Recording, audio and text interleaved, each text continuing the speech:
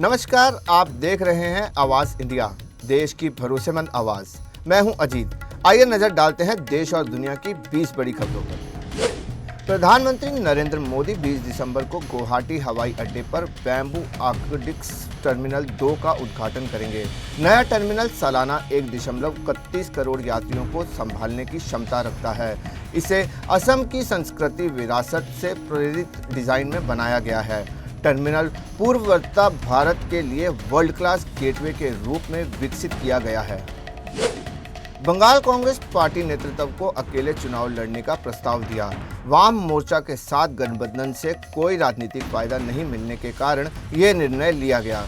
पूर्व प्रदेश अध्यक्ष अधीर रंजन चौधरी गठबंधन के पक्ष में हैं। मौजूदा इकाई 50-50 फॉर्मूले पर गठबंधन चाहती है। कांग्रेस 100 से 125 सीटों पर चुनाव लड़ने की तैयारी कर रही है और 15 से 25 सीट जीतने की उम्मीद रखती है। यूपी विधानमंडल का शीतकालीन सत्र आज से शुरू हुआ। मुख्यमंत्री योगी आदित्यनाथ ने कहा कि सदन की कार्रवाई विधिवत शुरू हो चुकी है। 24 जनवरी को राष्ट्रगीत वंदे मातरम पर चर्चा होगी। इसी दिन यूपी का स्थापना दिवस भी मनाया जाएगा। उन्होंने सर्वदलीय बैठक में विपक्षी दलों से चर्चा का अनुरोध किया। उत्तर प्रदेश विधानसभा का शीतकालीन सत्र शुरू होने से पहले मुख्यमंत्री योगी आदित्यनाथ ने कोडिन कफ सिर्फ मामले पर बयान दिया।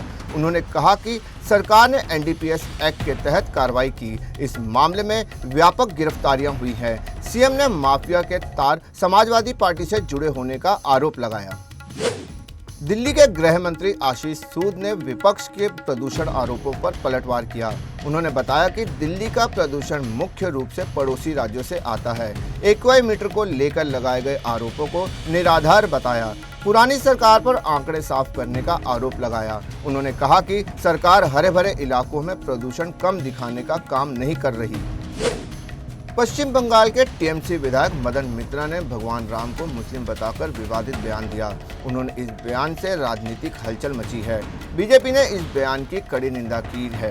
टीएमसी पर तुष्टीकरण की राजनीति करने का आरोप लगाया है। दिल्ली हाईकोर्ट ने टीएमसी सांसद महुआ मोइत्रा को राहत दी।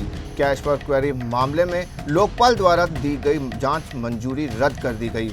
कोर्ट ने लोकपाल को 1 महीने में दोबारा जांच कर नया फैसला लेने को कहा। यह निर्णय महुआ के पक्ष में महत्वपूर्ण माना जा रहा है। अनुराग डांडा ने हरियाणा सरकार पर किसान विरोधी नीतियों का आरोप लगाया। उन्होंने पंजाब मॉडल से सीखने की सलाह दी।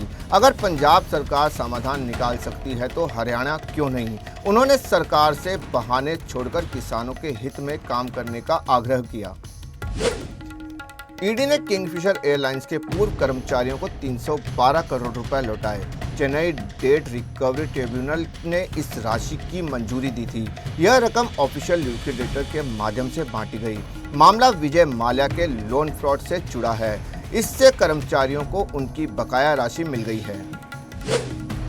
उत्तर प्रदेश के चंदौली स्थित डीडीयू जंक्शन पर 80 कछुए बरामद हुए। ये कछुए एक लावारिस बोरे में पाए गए। पुलिस ने बताया कि तस्कर मौके से फरार हो गए। आशंका है कि कछुए उत्तराखंड या गंगा के तटवर्ती इलाके से लाए गए। ये कछुए संभवतः बंगाल की ओर तस्करी के लिए ले जाए जा रहे थे। दिल्ली और एनसीआर समेत उत्तर भारत में घने कोहरे के कारण विजिबिलिटी कम हुई। यातायात प्रभावित हुआ और कई फ्लाइट्स लेट रही।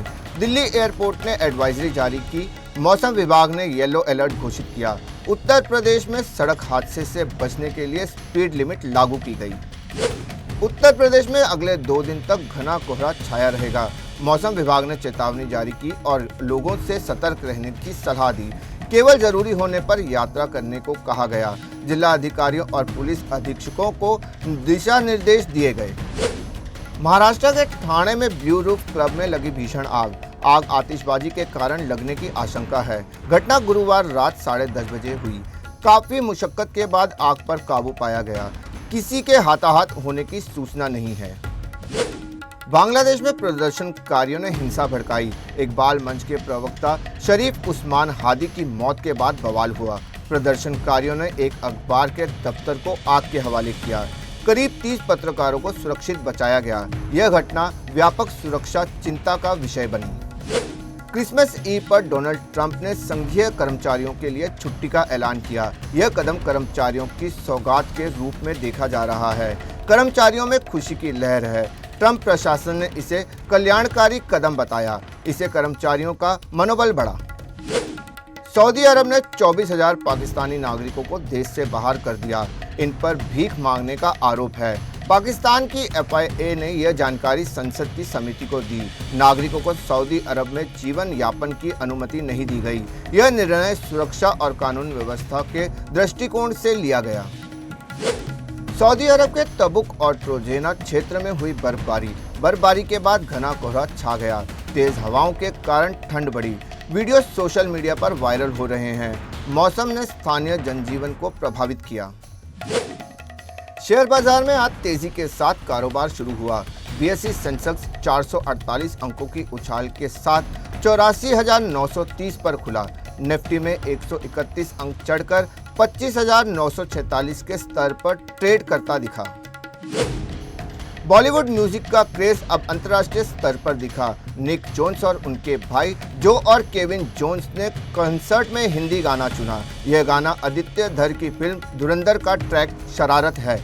गाने ने दुनिया भर में चर्चा बटोरी। वीडियो सोशल मीडिया पर हुआ वायरल।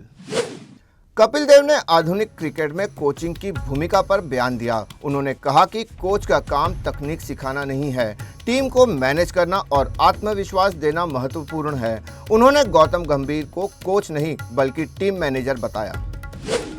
देश और दुनिया की 20 बड़ी खबरों में फिलहाल के लिए इतना ही। बने रहिए आवाज इंडिया के साथ। तब तक के लिए नमस्कार।